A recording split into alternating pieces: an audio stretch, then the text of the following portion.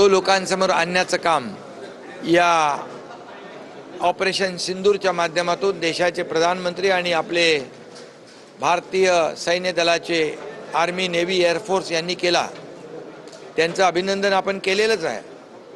आणि म्हणून या ठिकाणी आता झिरो टॉलरन्स खऱ्या अर्थाने जो दहशतवादाचा पाकिस्तानचा खरा चेहरा आता भारतासमोर आला, तो जगासमोर त्याची जी काही कारनामे आहेत आणि दहशतवादाला पोसण्याचं काम, दहशतवादाला बढावा देण्याचं काम पाकिस्तान कसं करतो हे देखील जगातल्या सर्व देशांसमोर आलं पाहिजे।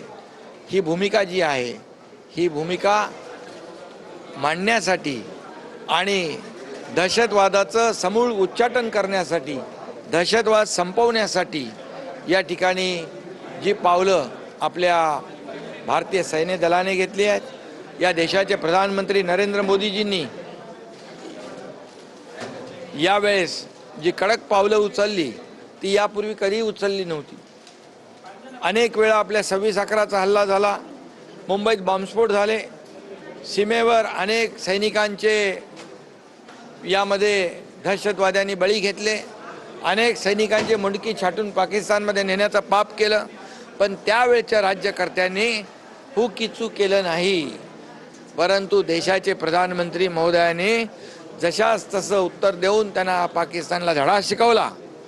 आणि म्हणून या ठिकाणी मला अभिमान आहे, या पाकिस्तानला सडेतोडपणे प्रधानमंत्री महोदयांनी सांगितले, आता चर्चा फक्त POK वर होईल, चर्चा फक्त दहशतवाद बंद करण्यावर होईल।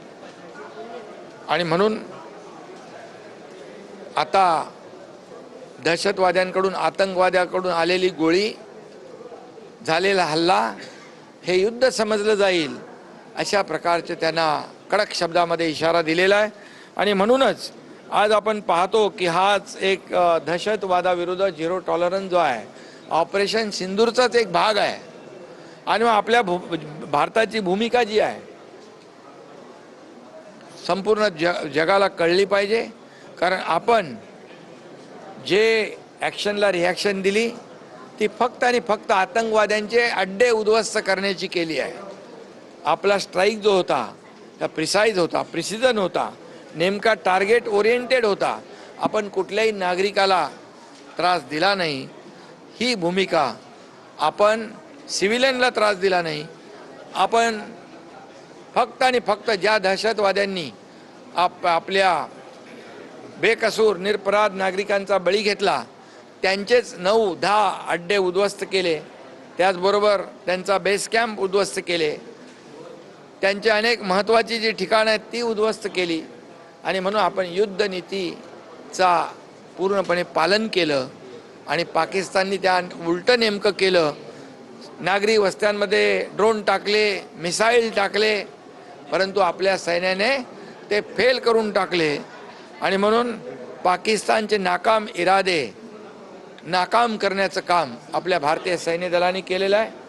आणि ही भूमिका आपली जी आहे, आपली भूमिका जगभरामध्ये सत्याची भूमिका, खरी भूमिका या ठिकाणी जगभरात गेली पाहिजे। म्हणून ही शिष्टमंडळ जी आहेत ती जात आहेत। मोदीजींना धन्यवाद दिला पाहिजे की त्यांनी सर्व पक्षीय या ठिकाणी लोकप्रतिनिधींचा समावेश त्याच्यामध्ये केलेला आहे। स्वर्ग आज पुस्तक प्रकाशन होणार, संजय राऊतांना तुम्ही सांगितलं की शरद कुलकर्णीचा बोध घ्यावा पाहिजे, खऱ्या अर्थाने जिथे स्वर्गाचा उल्लेख त्या पुस्तकामध्ये करण्यात आला, मला वाटतं अनेक गोप्य स्फोट देखील त्यांनी केलेला आहे। एकनाथ शिंदेनी मला फोन केला की वरच्या लेवलला मी घेतो, मात्र मी तसं, आणि यामध्ये भारताची प्रतिमा एक जबाबदार देश म्हणून आहे। प्रधानमंत्री मोदीजींचं नाव देशामध्ये एक नावलौकिक झालेलं आहे। आणि म्हणून दहशतवाद हा फक्त भारताचा प्रश्न नाही आहे, हा जगभरातली समस्या आहे। आणि अशा पद्धतीच्या शिष्टमंडळांच्या दहशतवाद झिरो टॉलरन्सच्या माध्यमातून या ठिकाणी दहशतवाद कायमचा संपला पाहिजे, यासाठी ही जी काही पहल केलेली आहे, हे जे काही याला प्राधान्य दिलं आहे त्याबद्दल मी आदरणीय देशाचे प्रधानमंत्री मोदीजींना धन्यवाद देतो, अभिनंदन. श्रीकांत शिंदे का भी रामायण सर्किट से क्या कहना चाहोगे उस बारे में? वॉशिंगटन, टोक्यो, लंदन की जगह पे जाए. डॉक्टर श्रीकांत शिंदे, इनका भी उसमें सहभाग दिया है और उनको भी जिम्मेदारी दी है. ये हमारे लिए बहुत बड़ी बात है.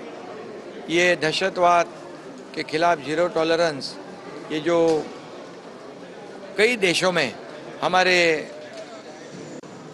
जो डेलीगेशन है वो जाएंगे, भारत की भूमिका को समझाएंगे और भारत एक जिम्मेदार देश है.